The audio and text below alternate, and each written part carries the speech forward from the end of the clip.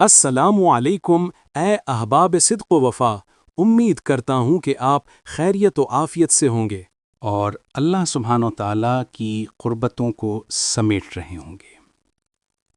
آج ہم ایک نئے موضوع کا آغاز کرنے لگے ہیں۔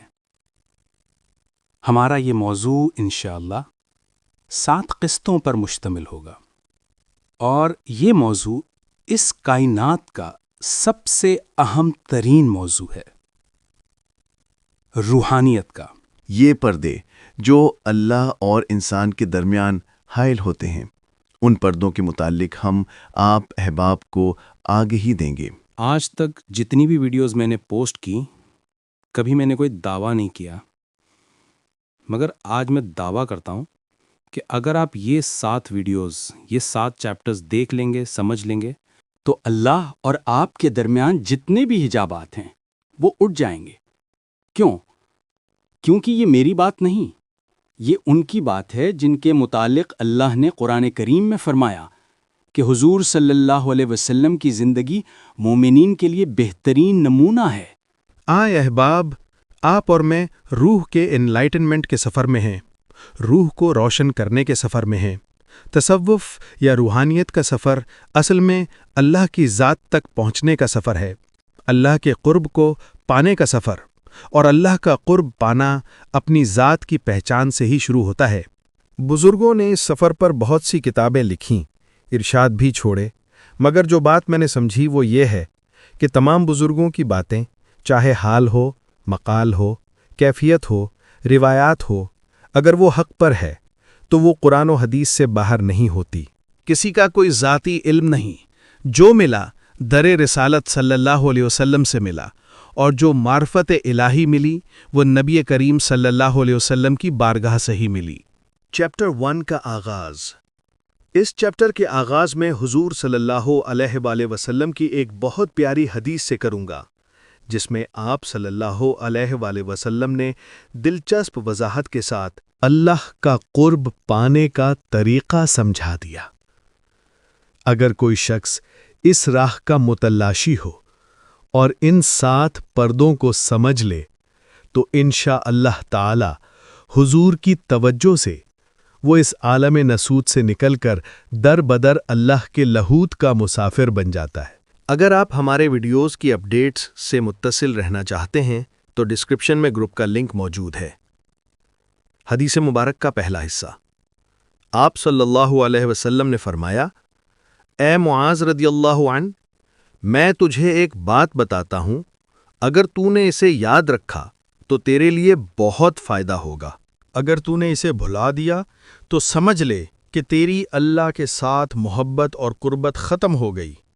اے معاذ، اللہ تعالیٰ نے زمین و آسمان کو پیدا کرنے سے پہلے 7 فرشتے پیدا فرمائے، ہر فرشتے کو ایک آسمان کا نگہبان مقرر فرمایا۔ جب ہمارے اعمال، جنہیں فرشتے روز صبح سے شام تک جمع کرتے ہیں، آسمان کی طرف لے جاتے ہیں تو انسان کے اعمال کا نور سورج کی روشنی جیسا چمکتا ہے۔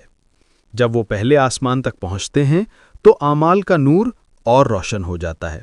مگر جب فرشتے ان اعمال کو دوسرے آسمان کی طرف لے جانا چاہتے ہیں تو پہلے آسمان کا نگہبان فرشتہ کہتا ہے، ٹھہر جاؤ، اس عمل کو جسے تم لے کر آئے ہو صاحب عمل کے منہ پر دے مارو، کیونکہ یہ شخص گلا گو ہے، اور مجھے حکم ہے کہ گلا کرنے والے کے اعمال اوپر نہ جانے دیے جائیں۔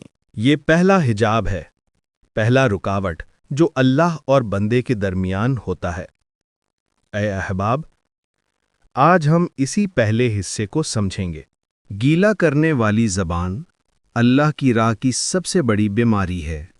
ہم نماز، روزہ، صدقہ سب کر لیتے ہیں، مگر گیلا اپنی زندگی کا حصہ بنا لیتے ہیں۔ کبھی رزق کا گیلا، کبھی لوگوں کا گیلا، کبھی نوکری، حالات، معاشرے کا گیلا، اور اصل میں ہر گیلا اللہ کی تقسیم پر گلا ہوتا ہے۔ قرآن میں سورہ زمر 39 میں فرمایا گیا کہ اگر اللہ تمہارے لیے برائی یا آزمائش کا ارادہ کرے، کون ہے جو تمہیں بچا سکتا ہے؟ یعنی جو کچھ ہے اللہ کی طرف سے ہے۔ تو پھر گلا کس بات کا؟ اگر کسی کو کوئی نعمت ملی اور ہم کہتے ہیں کیوں ملی، تو بھی اللہ کی تقسیم پر اعتراض کر رہے ہیں۔ اے احباب، گلا کرنے والی زبان اللہ تک پہنچنے کے راستے کا پہلا رکاوٹ ہے۔ اس بیماری کا ایک ہی علاج ہے، زبان کو شکر اور تعریف الہی کی عادت ڈال دو۔ بزرگ فرماتے ہیں، زبان شکر اور سپاس کے لیے بنی ہے۔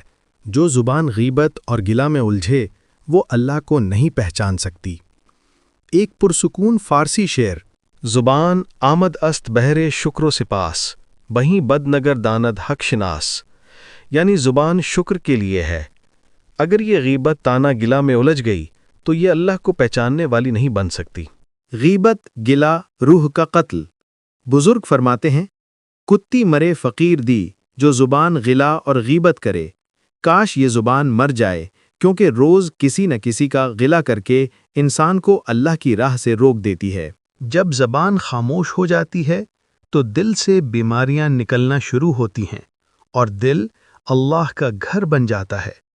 قلب المؤمن عرش اللہ، یعنی مومن کا دل اللہ کا عرش بن جاتا ہے۔ شکر نصف ایمان ہے، یقین کامل ایمان ہے۔ حضور صلی اللہ علیہ وسلم نے فرمایا کہ صبر نصف ایمان ہے، شکر نصف ایمان ہے اور یقین کامل ایمان ہے۔ جس نے شکر اور صبر اپنا لیا اس نے اللہ کے راستے کا زیادہ حصہ طے کر لیا۔ آج سے ہم عہد کریں، نہ گلا کریں گے نہ غیبت، زبان کو شکر اور صبر کا عادی بنائیں گے اور اللہ کے قرب کے سفر پر رواں گواں ہو جائیں گے۔ آپ کامنٹ سیکشن میں میرے ساتھ عہد کریں، میں اپنی زبان کو گلا سے محفوظ رکھوں گا اور شکر اور تعریف الہی کو اپنا شیوا بناؤں گا۔ جزاک اللہ، احسن الجزا۔ انشاءاللہ اگلا چیپٹر جلد آئے گا، تب تک پہلے حجاب کو اپنی زندگی سے ہٹا دیں۔